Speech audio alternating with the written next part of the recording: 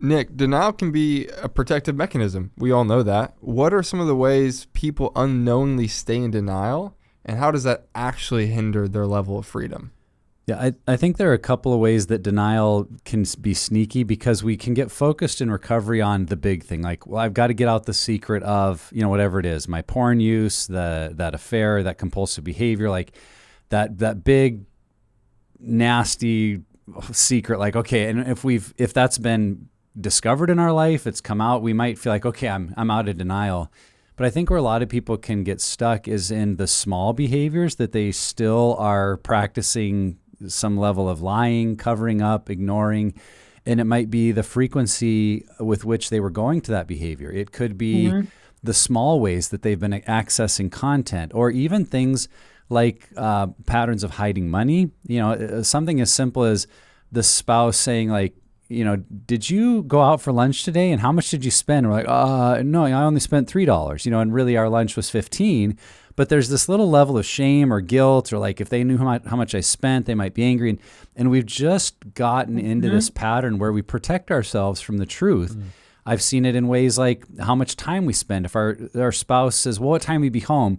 And we know we have a meeting that might likely go to 5:30 and we feel bad about it, but we're trying to make them feel good, like, it should be a little bit after 5, and really we know there's no way we're going to get home till 5:45, Right. but we're trying to make them feel better. Those are just little examples where we can still be stuck in this pattern of trying to kind of manage our life and micromanage it through little secrets that we might feel like, well, they're not really hurting anyone, but it's protecting this pattern where we're in denial about the truth that we're living in.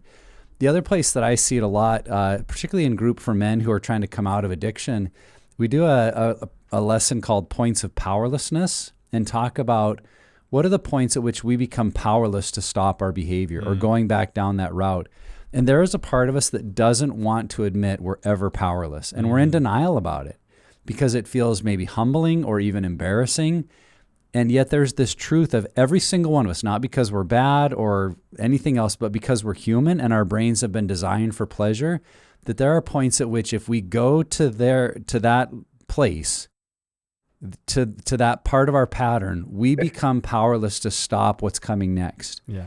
And it's actually acknowledging that becomes a freeing place of recovery, because now we know, like, there are places I have to avoid ever getting there, because once I'm there, Absolutely. it's a part of my old pattern. And actually what seems scary at first is actually a really incredibly freeing part of the process, to be Hmm. willing to say, there are points of powerlessness in my life and I need to own that rather than deny it. So good, Nick. Just to make this really practical, for me, a point of powerlessness was Snapchat.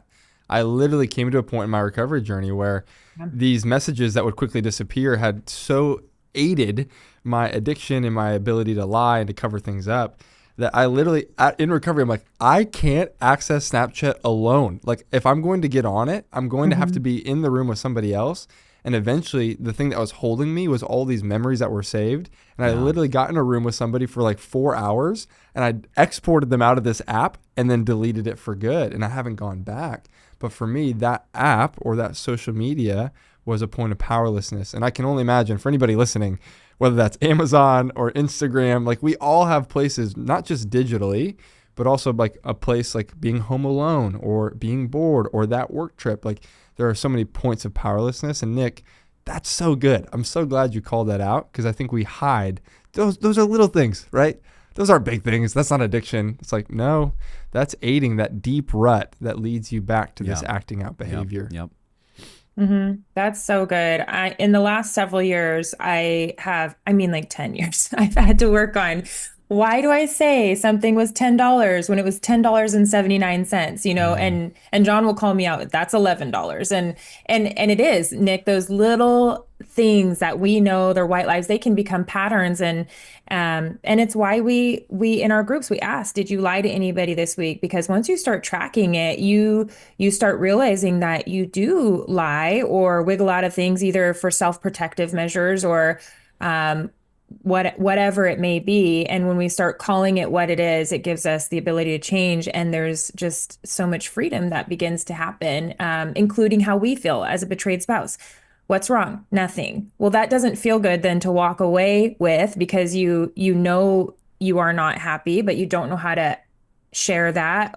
Maybe you're afraid of the outcome. Maybe you're feeling powerless because you don't know that anything will actually change. It might create a conflict. So we just say nothing or it's fine. But then inside we're slowly dying and we start being passive aggressive and all the things. So living 100% authentically on either side of the coin.